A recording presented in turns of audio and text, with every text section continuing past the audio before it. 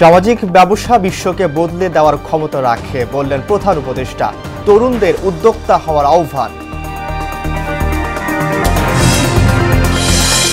সাবেক সিইসি নুরুল হুদার বিরুদ্ধে দফায় 4 দিনের রিমান্ড মঞ্জুর। রাষ্ট্রদ্রোহ ও নির্বাচনে কারচুপির অভিযোগ।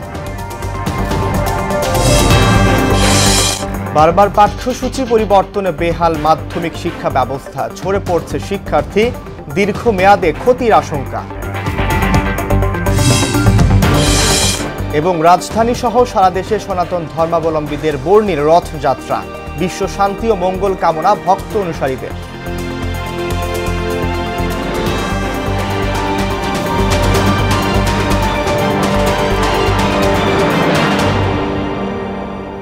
আসসালামু আলাইকুম, সবাইকে মোহনা সংবাদে স্বাগত। শুনছিলেন শিরোনাম, সঙ্গে আছি আমি আব্দুর। এবার বিস্তারিত। সামাজিক ব্যবসা শুধু বাংলাদেশ নয় বরং পুরো বিশ্বকে বদলে দেওয়ার ক্ষমতা রাখে বলে মন্তব্য করেছেন প্রধান উপদেষ্টা অধ্যাপক ডক্টর মোহাম্মদ ইউনূস। শুক্রবার সাভারে জিরাবো সামাজিক কনভেনশন সেন্টারে দুদিনের সোশ্যাল বিজনেস ডে এর উদ্বোধনী অনুষ্ঠানে তিনি একথা বলেন। বিগত সরকার সামাজিক ব্যবসা দিবস পালন করতে দেয়নি বলেও অভিযোগ করেন অধ্যাপক ইউনূস। আরও জানাচ্ছেন মুনতাসির মামুন। সবার জন্য স্বাস্থ্যসেবা নিশ্চিত করার ক্ষেত্রে সামাজিক ব্যবসা সর্বোত্তম পন্থা, এই প্রতিপাদ্যকে সামনে রেখে উদযাপন করা হয়েছে এবারের সোশ্যাল বিজনেস ডে। আয়োজনে অংশ নিয়ে প্রধান উপদেষ্টা বলেন, পৃথিবীতে সবার জন্য স্বাস্থ্যসেবা নিশ্চিত করার একমাত্র সঠিক পথ হলো সামাজিক ব্যবসা। এর মাধ্যমে স্বাস্থ্যসেবার চ্যালেঞ্জগুলো সফলভাবে মোকাবেলা করা সম্ভব। বিগত সরকার দিবসটি পালন করতে দেয়নি অভিযোগ করে প্রফেসর ইউনূস বলেন, বর্তমান বিশ্ব গড়ে উঠেছে স্বার্থপরতার মধ্য দিয়ে। And one choice is a 3-0 choice. Government will not allow us to set up a university. We go to UGC, friends from community of teachers, they in the UGC. They said, don't come to us, please don't apply, because we cannot give you the permission. এই সময় তরুণদের চাকরি না খুঁজে উদ্যোক্তা হওয়ার আহ্বানও জানান তিনি। And that's what the universities, education institutions are all about, preparing for that. Not preparing for getting a job, get a salary. End of the life. Job is the end of life. এবারের সম্মেলনে বিশ্বে 38টি দেশ থেকে 1400 জনেরও বেশি প্রতিনিধি অংশ নিয়েছেন। মুনতাসির মামুন, মোহনা সংবাদ, ঢাকা। রাষ্ট্রদ্রোহ ও নির্বাচনে কারচুপির অভিযোগে রাজধানীর শেরেবাংলা নগর থানার মামলায় সাবেক সিইসি KM নুরুল হুদাকে দ্বিতীয় দফায় 4 দিনের রিমান্ড মঞ্জুর করেছে আদালত। শুক্রবার বিকেলে ঢাকা মেট্রোপলিটন ম্যাজিস্ট্রেট আওলাদ হোসেন মোহাম্মদ জুনাইদের আদালত এই আদেশ দেন। এর আগে মামলার তদন্ত কর্মকর্তা ও শেরেবাংলা নগর থানার উপপরিদর্শক শামসুজ্জোহা সরকার তার 10 দিনের রিমান্ড আবেদন করেন। গত 23 জুন নুরুল হুদাকে 4 দিনের রিমান্ড দিয়েছিল আদালত। সরকার কঠোর ব্যবস্থা নেওয়ায় মব সন্ত্রাস কমে এসেছে বলে জানিয়েছেন স্বরাষ্ট্র উপদেষ্টা জাহাঙ্গীর আলম চৌধুরী। শুক্রবার বিকেলে ধামরায়ে এক অনুষ্ঠানে তিনি আরও বলেন, অন্যায় করে কেউ পার পাবে না। দেশে আইন শৃঙ্খলা পরিস্থিতি আগের চেয়ে অনেক উন্নত হয়েছে। সাধারণ জনগণের সহযোগিতা পেলে এটা আরও ভালো পর্যায়ে নিতে পারব বলে আমি আশা করি। আমি জেনে আনন্দিত হয়েছি যে ধামরাইয়ের রথযাত্রা অনুষ্ঠানটি দেশের মধ্যে শ্রেষ্ঠ রথযাত্রা উৎসব। বিএনপির নাম ভাঙিয়ে ষড়যন্ত্রকারী ও সুবিধাবাদী গোষ্ঠীর বিরুদ্ধে সতর্ক থাকার আহ্বান জানিয়েছেন দলের সিনিয়র যুগ্ম মহাসচিব রুহুল কবির রিজভী। আর যুক্তরাজ্য বৈঠকের পর সৃষ্ট আশার আলো যেন নিভে না যায় সে বিষয়ে সবাইকে ঐক্যবদ্ধ থাকার আহ্বান জানিয়েছেন দলের চেয়ারপারসন উপদেষ্টা জয়নুল আবেদিন ফারুক। শুক্রবার রাজধানীতে আলাদা অনুষ্ঠানে তারা একথা বলেন। তানজিদ ভুঁইয়ার প্রতিবেদন।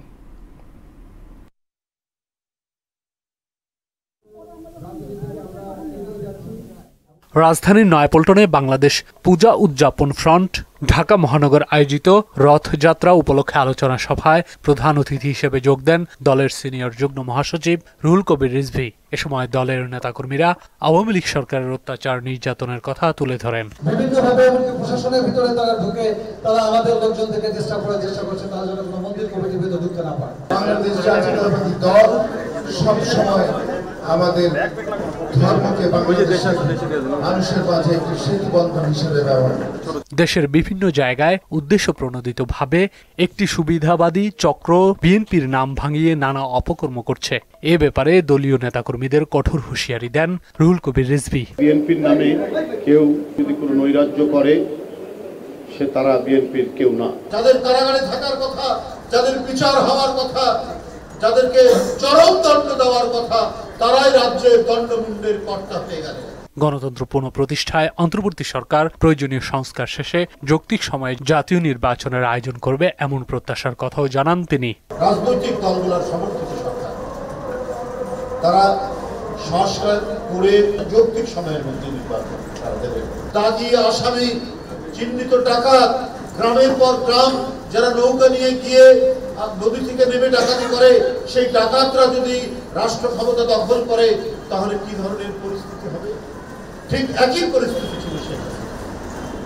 তিনি সারা বাংলাদেশকে তার লোক দিয়ে, তার ঘনিষ্ঠ জনদেরকে দিয়ে ডাকাতদের গ্রাম বানাতে চেয়েছে। এদিকে জাতীয় প্রেস ক্লাবে এডুকেশন ডেভেলপমেন্ট ক্যাম্পেইনের আয়োজনে শিক্ষা ভাবনা ও বাস্তবায়ন নিয়ে এক আলোচনায় দলের চেয়ারপারসনের উপদেষ্টা জয়নুল আবেদিন ফারুক বলেন, দেশের মানুষ এমন একটি সরকার প্রত্যাশা করে যেখানে বিচার বিভাগ ও সাংবিধানিক প্রতিষ্ঠান স্বাধীন থাকবে। শিক্ষা ব্যবস্থাকে ধ্বংস করে দিয়েছে দ্বিপদী, আবার আরেকজনকে কেন বানানো না পারল? তাহলে শিক্ষা ক্ষেত্রে যেভাবে হাসিনা তার বাবা শেখ মুজিব ধ্বংস করেছে, এই দুইজনের আমলে আরো বেশি বেশি শেষ। তানজিদ ভুইয়া, মোহনা সংবাদ, ঢাকা। আগামীর রাজনীতি যেন ফ্যাসিবাদের জন্ম না দেয় এবং জনপ্রত্যাশা পূরণে সক্ষম হয়, এমন প্রত্যাশা জানিয়েছেন জামায়াতে ইসলামীর আমির ডক্টর শফিকুর রহমান। শুক্রবার মৌলভীবাজার জেলা জামায়াতের সাবেক আমির দেওয়ান সিরাজুল ইসলামের পরিবারের সাথে সৌজন্য সাক্ষাৎ ও কবর জিয়ারত শেষে তিনি একথা বলেন। রাজনৈতিক দলগুলো যেন দেশ ও জাতির স্বার্থে কাজ করতে পারে, সেই প্রত্যাশার কথাও বলেন তিনি। আগামীর রাজনীতিটা যেন আবার ফ্যাসিবাদের কোনো জন্ম না দেয়, বরঞ্চ জনপ্রত্যাশা যেন পূরণ হয়, এই ব্যাপারে রাজনৈতিক দল যারা আছেন তারা যেন সত্যিকার অর্থে মুখে যেভাবে বলেন সেইভাবে দলের স্বার্থের ঊর্ধ্বে উঠে দেশ এবং জাতির স্বার্থকে আমরা সবাই দেখতে পারি। জুলাই সনদ আদায়ে আগামী 1 জুলাই শাহবাগ থেকে মানিক মিয়া অ্যাভিনিউ পর্যন্ত লং মার্চ কর্মসূচি ঘোষণা করেছে ইনকিলাব মঞ্চ। শুক্রবার সকালে ঢাকা বিশ্ববিদ্যালয়ের মধুর ক্যান্টিনের সামনে সংবাদ সম্মেলন করে এই অবস্থানের কথা তুলে ধরেন মঞ্চের আহ্বায়ক শরীফ ওসমান বিন হাদি।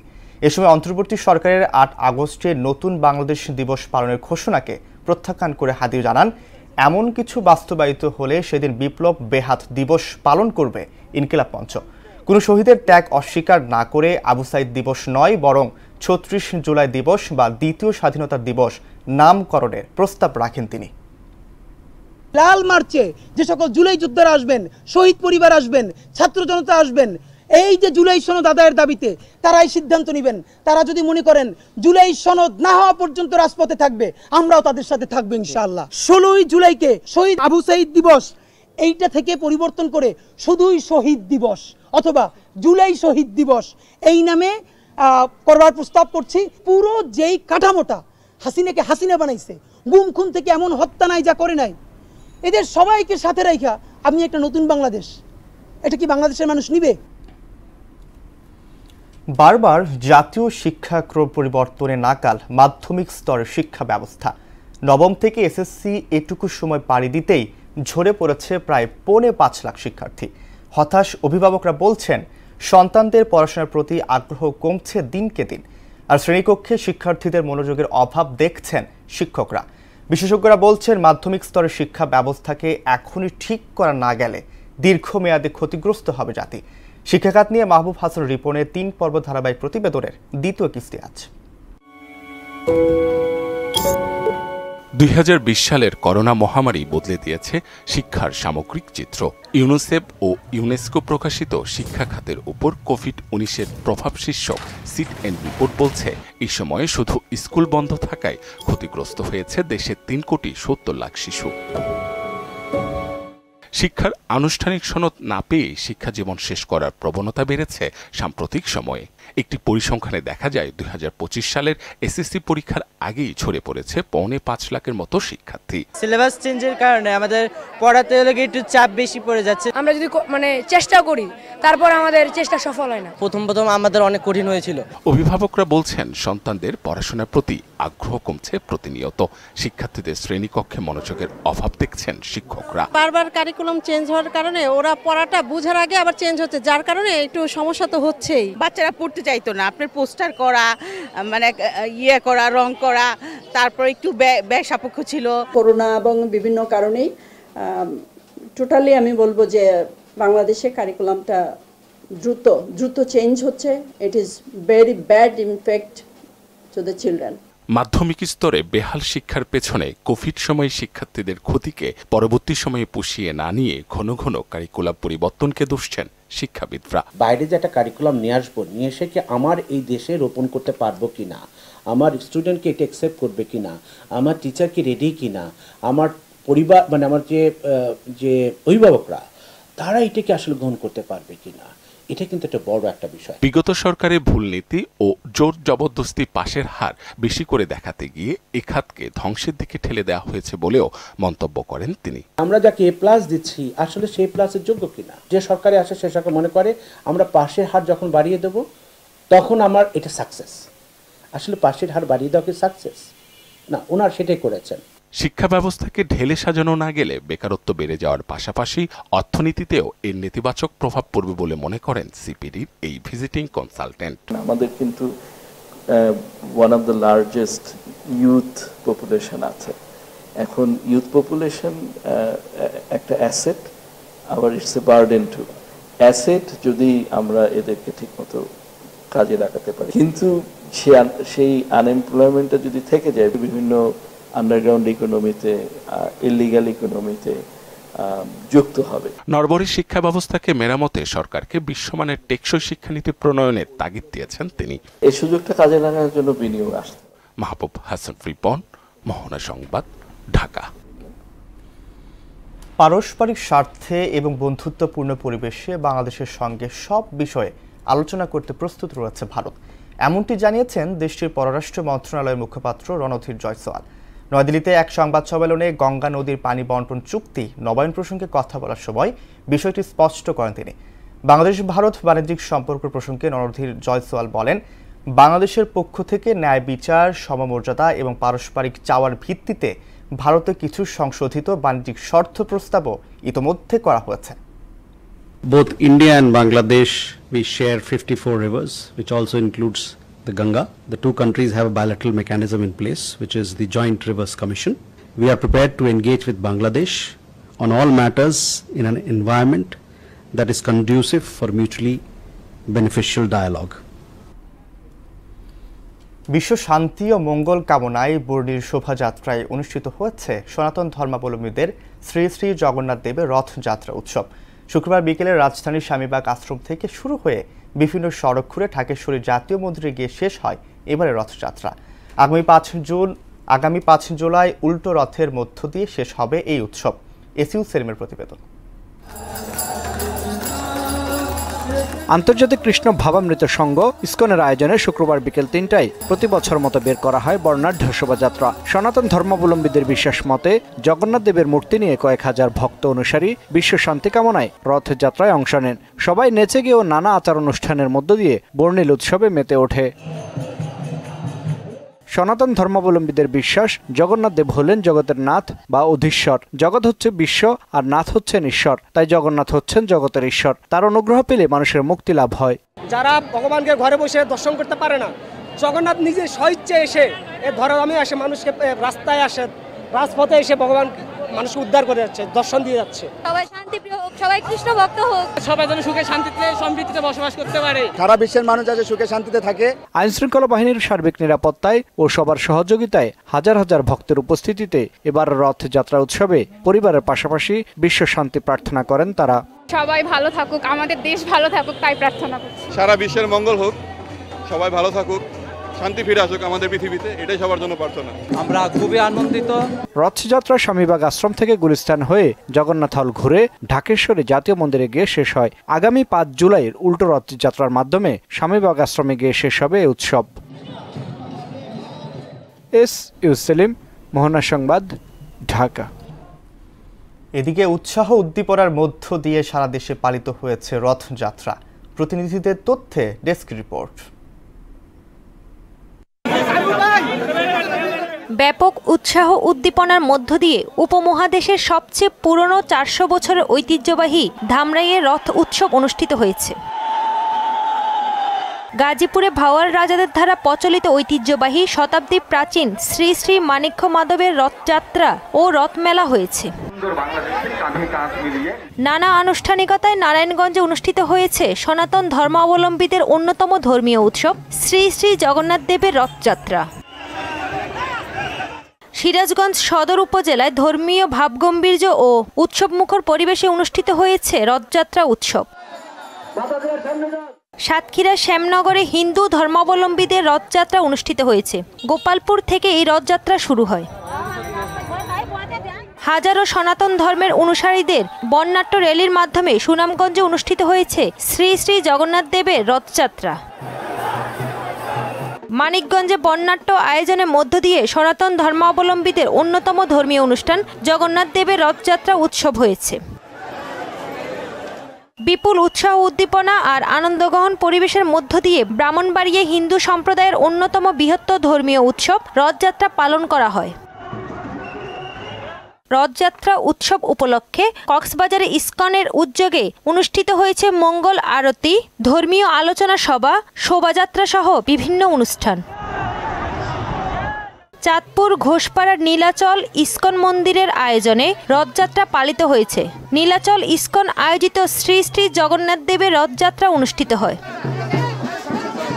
ফরিদপুরের নগরকান্দায় শ্রী শ্রী জগন্নাথ দেব, বলরাম ও সুভদ্র মহারানীর রথযাত্রা হয়েছে। তাহসিন তারিন, মোহনা সংবাদ। ডেঙ্গু আক্রান্ত হয়ে আরও 2 জনের মৃত্যু হয়েছে। শুক্রবার সকাল 8টা পর্যন্ত গত 24 ঘন্টায় নতুন করে হাসপাতালে ভর্তি হয়েছেন 159 জন। সবচেয়ে বেশি 107 জন আক্রান্ত হয়েছেন বরিশাল বিভাগে। মারা যাওয়া 2 জনও বরিশাল বিভাগের। স্বাস্থ্য অধিদপ্তরের হেলথ ইমার্জেন্সি অপারেশন সেন্টার ও কন্ট্রোল রুম থেকে পাঠানো ডেঙ্গু বিষয়ক এক সংবাদ বিজ্ঞপ্তিতে এসব তথ্য জানানো হয়। বরগুনায় ডেঙ্গুর সংক্রমণ যেন মহামারীতে রূপ নিচ্ছে। সারা দেশের প্রায় অর্ধেক ডেঙ্গু রোগী এ জেলায়। এ পর্যন্ত বরগুনায় ডেঙ্গুতে মৃত্যু হয়েছে 21 জনের। হঠাৎ ডেঙ্গুর প্রকোপ বৃদ্ধি পাওয়ায় জনমনে বাড়ছে আতঙ্ক। এমন পরিস্থিতিতে সরকারি উদ্যোগের পাশাপাশি জনসাধারণ সচেতন হওয়ার পরামর্শ দিচ্ছেন সংশ্লিষ্টরা। গোলাম হায়দার স্বপনের প্রতিবেদন, জানাচ্ছেন তাহসিন তারিন। হঠাৎ করে বরগুনায় বেড়েছে ডেঙ্গুর প্রাদুর্ভাব। জেলার 12 লাখ মানুষের ভরসার জায়গা বরগুনা জেনারেল হাসপাতালে যেন তিল ধারণের ঠাঁই নেই। সরকারি হিসেবে এ পর্যন্ত 2560 জন ডেঙ্গু রোগী জেলার বিভিন্ন হাসপাতালে চিকিৎসা নিয়েছেন। বর্তমানে বরগুনার বিভিন্ন হাসপাতালে ভর্তি রয়েছেন 237 জন রোগী।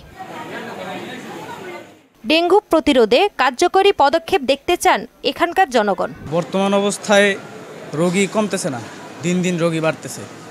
তো সবাই সতর্ক না হইলে এ থেকে বাঁচার কোনো উপায় নাই আপাতত।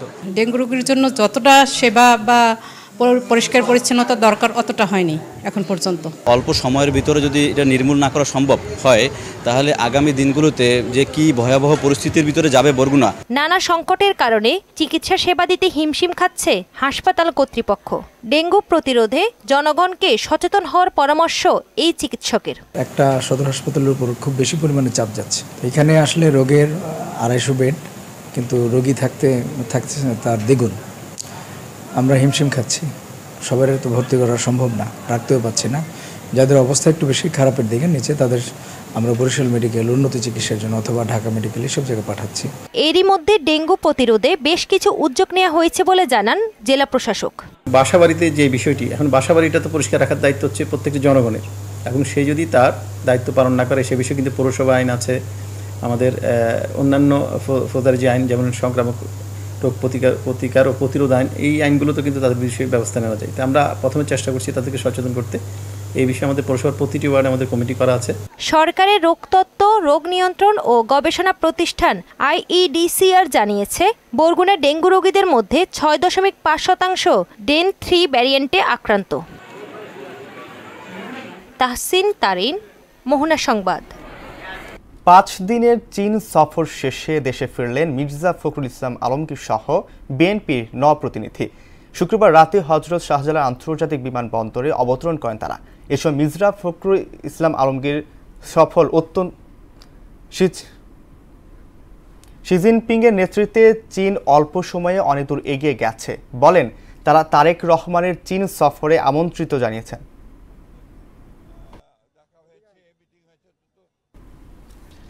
জঙ্গিবাদী তৎপরতায় যুক্ত থাকার অভিযোগে 36 প্রবাসী বাংলাদেশিকে গ্রেফতার করেছে মালয়েশিয়া পুলিশ। শুক্রবার এক বিবৃতিতে দেশটির স্বরাষ্ট্রমন্ত্রী সাইফুদ্দিন নাতিশান ইসমাইল একথা জানিয়েছেন।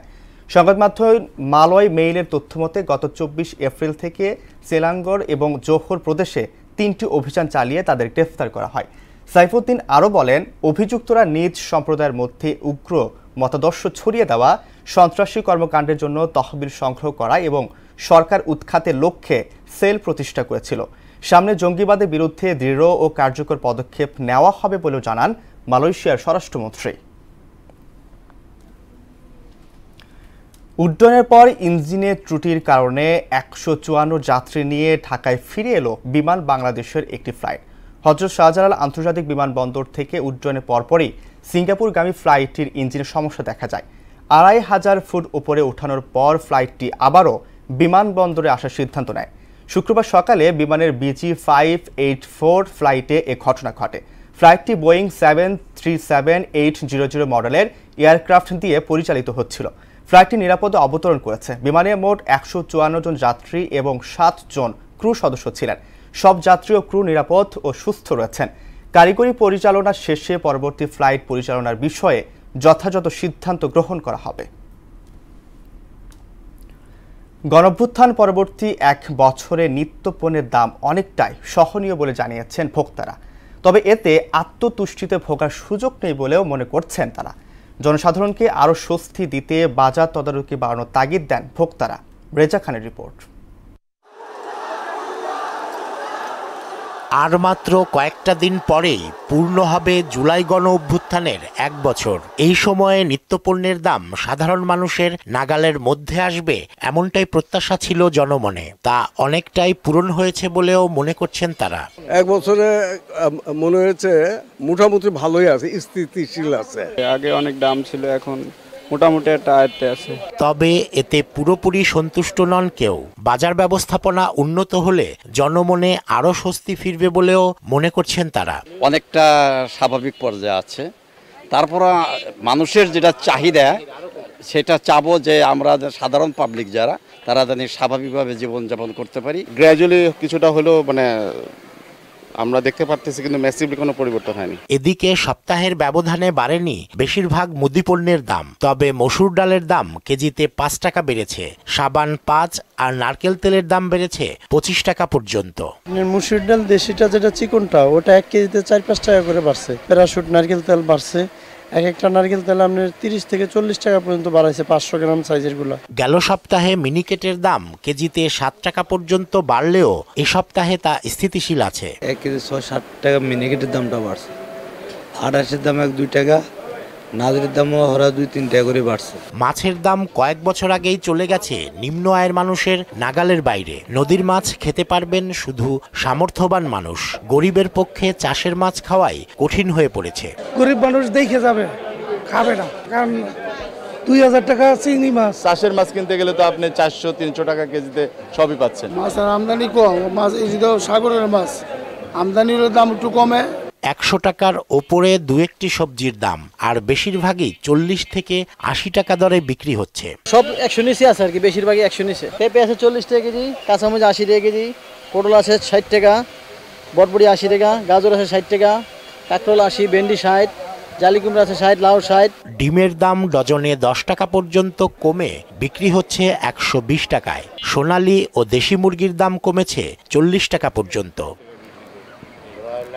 রেজা খান, মোহনা সংবাদ, ঢাকা। বিএনপির ভারপ্রাপ্ত চেয়ারম্যান তারেক রহমানের সহধর্মিণী ডাক্তার জুবাইদা রহমানের 53 জন্মদিন উপলক্ষে সুনামগঞ্জের মধ্যনগরে বৃক্ষরোপণ কর্মসূচি আয়োজন করা হয়। এর উদ্বোধন করেন জেলা বিএনপির আহ্বায়ক কমিটির সদস্য এবং সুনামগঞ্জ 1 আসনের বিএনপি মনোনয়ন প্রত্যাশী কামরুজ্জামান কামরুল। এ সময় মধ্যনগর উপজেলা বিএনপির উদ্যোগে বংশীকুণ্ডা দক্ষিণ ইউনিয়নের নোয়াগাঁও দাখিল মাদ্রাসা ও বংশীকুণ্ডা কলেজ প্রাঙ্গণে বিভিন্ন জাতের 5 শতাধিক ফলদ গাছের চারা রোপণ করা হয়। অনুষ্ঠানে বিএনপির ছাত্রদল, যুবদল ও স্বেচ্ছাসেবক দলের নেতাকর্মীরা উপস্থিত ছিলেন। নিরাপদ ও বাসযোগ্য ঢাকা গড়তে রাজধানীতে 10 লাখ গাছের চারা রোপণ করবে জামায়াতে ইসলামী। দলের ঢাকা মহানগরী দক্ষিণের উদ্যোগে মাসব্যাপী বৃক্ষরোপণ কর্মসূচির উদ্বোধন করেন কেন্দ্রীয় নির্বাহী পরিষদ সদস্য ও ঢাকা মহানগরী দক্ষিণের আমির মোহাম্মদ নুরুল ইসলাম বুলবুল। শুক্রবার বিকেলে রাজধানীর পুরানা পল্টন কলেজ মাঠে কর্মসূচির উদ্বোধন করা হয়।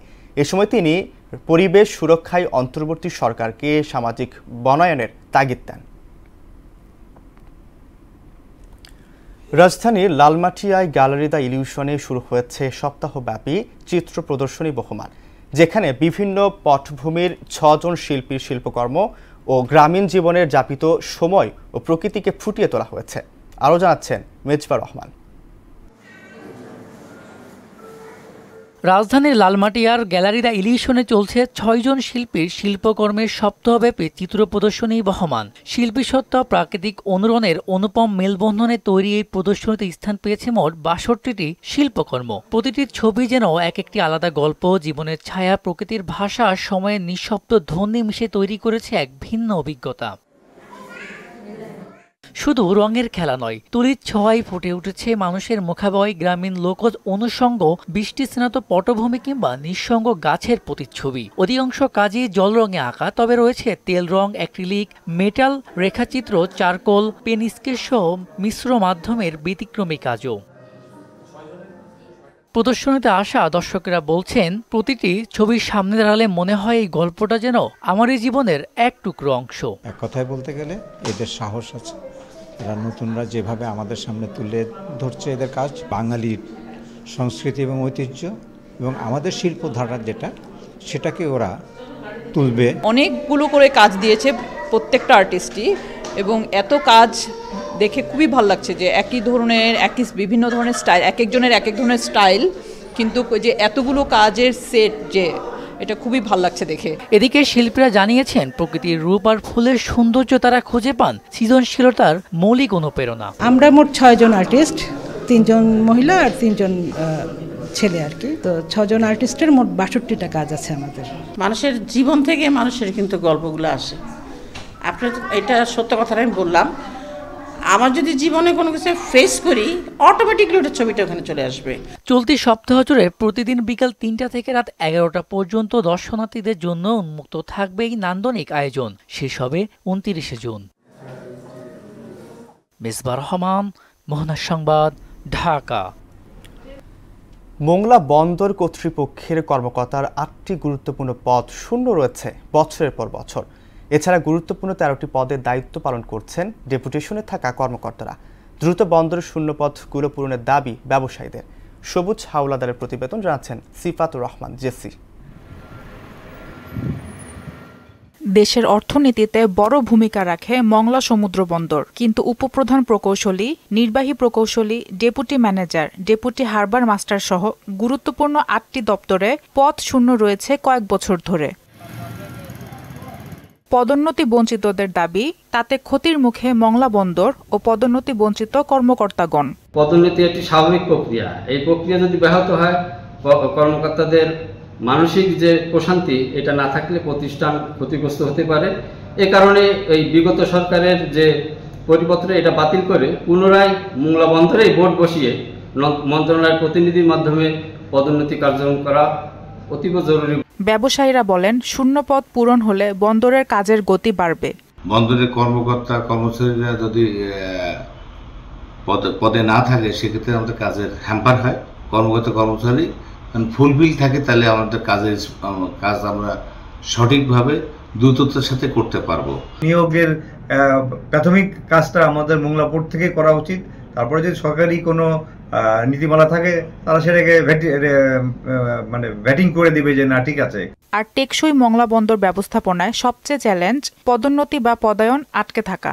মংলা পোর্টের বন্দরের জন্য অন্যতম প্রধান অন্তরায় হচ্ছে এই আমলাতান্ত্রিক জটিলতা, প্রশাসনিক জটিলতা এবং নির্ভর করা, তড়িৎ সিদ্ধান্ত নিতে পারা বা বিভিন্ন ব্যাপারে মন্ত্রণালয়ের পরে নির্ভর করা, এইটাকে একটা জায়গায় আনতে হবে, কমাতে হবে। টেকসই বন্দর ব্যবস্থাপনায় দ্রুত প্রয়োজনীয় পদক্ষেপ দাবি সংশ্লিষ্টদের। সিফাত রহমান, জেসি, মোহনা সংবাদ। ইরান ইসরায়েল সংঘাত প্রসঙ্গ। পারমাণবিক ইস্যুতে যুক্তরাষ্ট্রের সঙ্গে আলোচনায় বসার কোনো পরিকল্পনা নেই বলে সাফ জানিয়েছেন ইরানের পররাষ্ট্রমন্ত্রী আব্বাস আরাকচি। তিনি অভিযোগ করেন, আলোচনা চলাকালে যুক্তরাষ্ট্র ইসরায়েলকে হামলার জন্য উস্কে দেয়। এদিকে ইসরায়েলের প্রতিরক্ষা মন্ত্রী ইসরায়েল ক্যাটজ বলেছেন, সুযোগ পেলেই যুদ্ধের সময় ইরানের সর্বোচ্চ নেতা আয়াতুল্লাহ আলী খামেনিকে হত্যা করা হতো। বিস্তারিত কাজী শাহরিনের ডেস্ক রিপোর্টে। যুক্তরাষ্ট্রের সঙ্গে পারমাণবিক আলোচনা চলাকালীন ইরানে হামলা চালায় ইসরায়েল। ইরানের দাবি, এ হামলার পেছনে সমর্থন দিয়েছে যুক্তরাষ্ট্র। তাই দেশটির সঙ্গে পারমাণবিক ইস্যুতে নতুন করে আলোচনায় বসার কোনো পরিকল্পনা নেই বলে জানিয়েছেন ইরানের পররাষ্ট্রমন্ত্রী আব্বাস আরাকচি। তিনি অভিযোগ করে বলেন, সাম্প্রতিক আলোচনায় যুক্তরাষ্ট্র ইরানের অধিকার ছিনিয়ে নিতে চেয়েছিল এবং ইসরায়েলকে হামলার জন্য উস্কে দিয়ে একটি যুদ্ধ চাপিয়ে দেয়। এছাড়া আলোচনার সময় যুক্তরাষ্ট্র কূটনৈতিক প্রতিশ্রুতি ভেঙেছে বলেও মন্তব্য করেন তিনি। বৃহস্পতিবার রাষ্ট্রীয় সংবাদ মাধ্যমকে দেয়া এক সাক্ষাৎকারে তিনি এসব কথা বলেন। এর আগে যুক্তরাষ্ট্রের প্রেসিডেন্ট ডোনাল্ড ট্রাম্প দাবি করেন, আগামী সপ্তাহে ইরানের সঙ্গে বৈঠকের সম্ভাবনা রয়েছে। তবে আরাকচি তা নাকচ করে বলেন, এ ধরনের কোনো বৈঠকের ব্যবস্থা হয়নি। এদিকে যুক্তরাষ্ট্রের প্রতিরক্ষা মন্ত্রী পিট হেগসেথ বলেন, ইরান সমৃদ্ধকরণ ইউরেনিয়ামের কোনো অংশ সরিয়ে নিয়েছে এমন কোনো প্রমাণ নেই যুক্তরাষ্ট্রের কাছে। ট্রাম্প এটি সমর্থন করে বলেন, কিছু সরিয়ে নিতে অনেক সময়ের প্রয়োজন, যা যুক্তরাষ্ট্র ইরানকে দেয়নি। ইরানের সর্বোচ্চ নেতা খামেনিকে হত্যার চেষ্টার বিষয়ে চাঞ্চল্যকর তথ্য দিয়েছেন ইসরায়েলি প্রতিরক্ষা মন্ত্রী ইসরায়েল ক্যাটজ। তিনি বলেন, যদি সম্ভব হতো তেহরানের সঙ্গে 12 দিনের সংঘাত চলাকালে খামেনিকে হত্যা করত ইসরায়েলি সামরিক বাহিনী। চ্যানেল 13কে দেয়া এক সাক্ষাৎকারে ক্যাটজ জানান, খামেনিকে হত্যার পরিকল্পনা ছিল ইসরায়েলের, তবে তার খোঁজ না পাওয়ায় হামলা চালাতে পারেনি ইসরায়েল।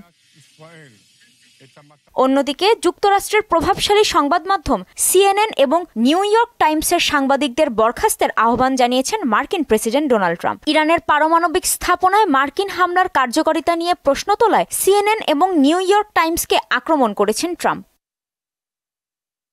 কাজী শাহরিন, মোহনা সংবাদ।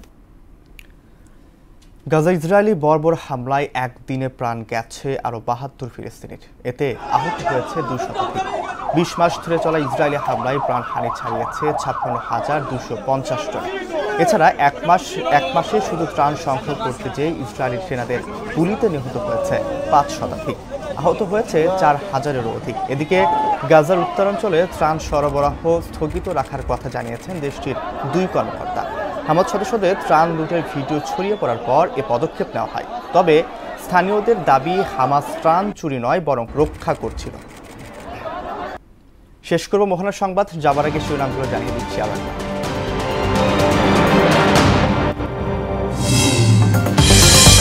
সামাজিক ব্যবসা বিশ্বকে বদলে দেওয়ার ক্ষমতা রাখে বললেন প্রধান উপদেষ্টা।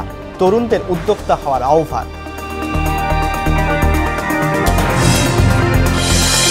সাবেক সিইসি নুরুল হুদার দ্বিতীয় দফায় 4 দিনের রিমান্ড মঞ্জুর। রাষ্ট্রদ্রোহ, নির্বাচনের কারচুপির অভিযোগ। বারবার পাঠ্যসূচি পরিবর্তনে বেহাল মাধ্যমিক শিক্ষা ব্যবস্থা, ঝরে পড়ছে শিক্ষার্থী, দীর্ঘমেয়াদে ক্ষতির আশঙ্কা।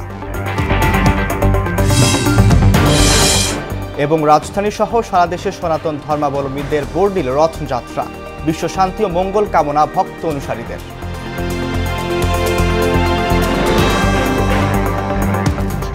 এই ছিল মোহনা সংবাদে। মোহনার সবশেষ খবর সবার আগে জানতে ভিজিট করুন www.mohana.tv। সংবাদ দেখতে পারেন ফেসবুক, ইউটিউবে। এতক্ষণ সঙ্গে থাকার জন্য ধন্যবাদ সবাই।